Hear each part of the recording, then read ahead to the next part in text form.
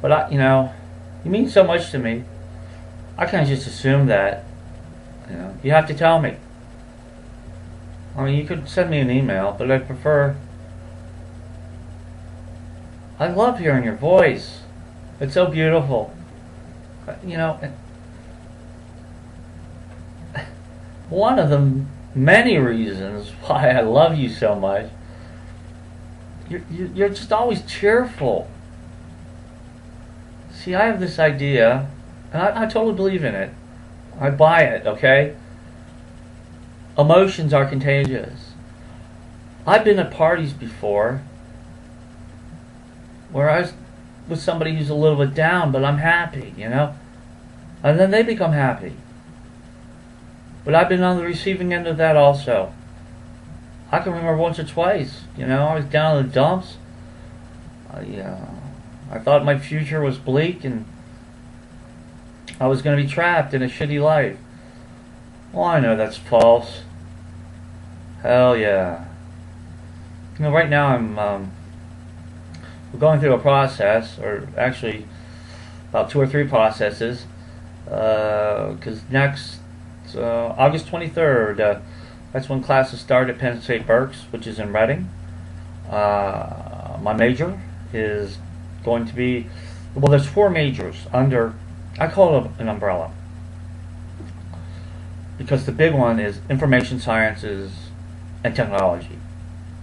But they are, there's actually 4 majors, because nobody can be a major in the thing, well, in the whatever.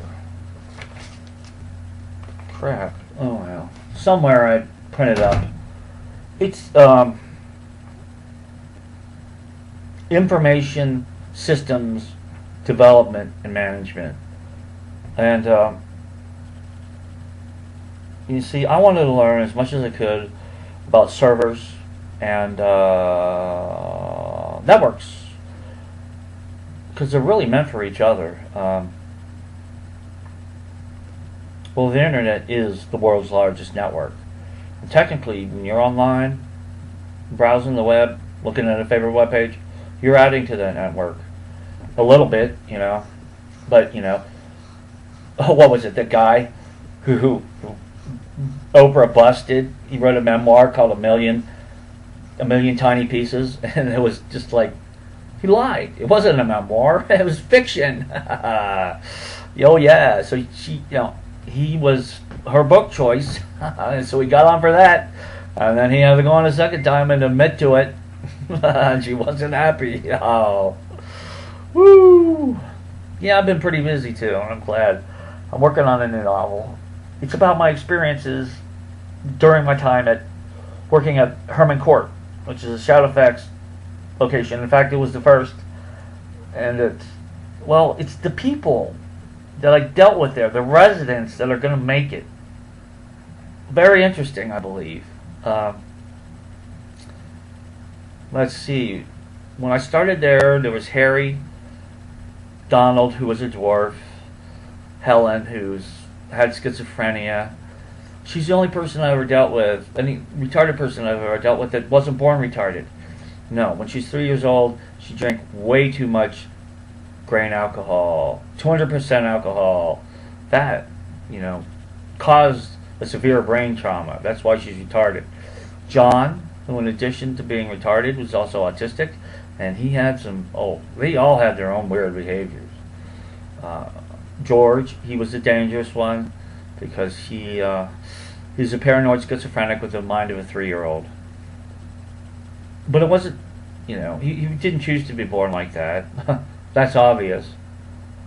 But what fed that so much is his mother was a prostitute, his father was a no-show, and he went through so many different placements, foster homes, where most of the time he was being abused, people were stealing his personal property, and those are the things that would set him off.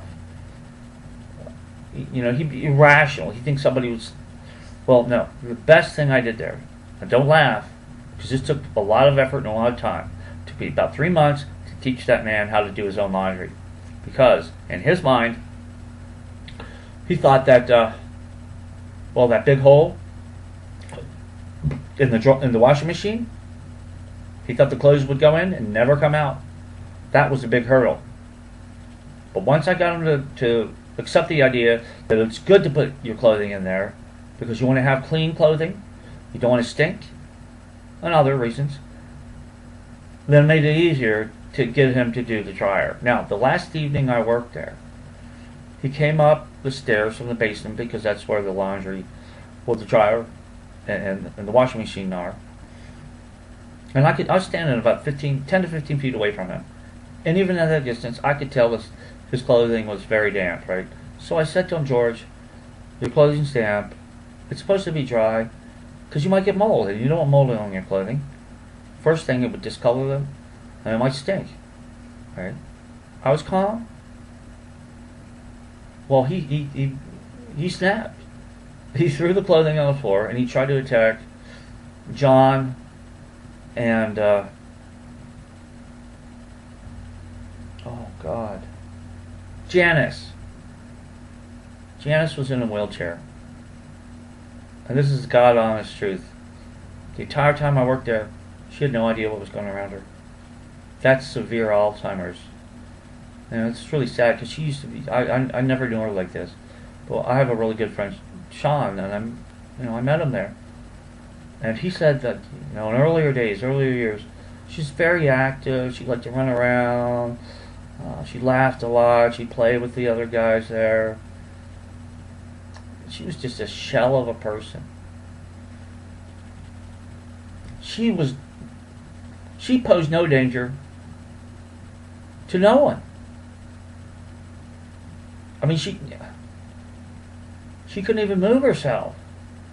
We would spoon feed her pre-ate food. At least she could suck liquid through a straw. We'd have to bathe her, change her diapers. That's really sad. And John never hurt anybody. I mean, he had some pretty wild behaviors, but none of them were dangerous. So George decided to attack two people who didn't have the ability, one, to hurt him, two, defend themselves. So I yelled at him. I'm like, George, what are you doing?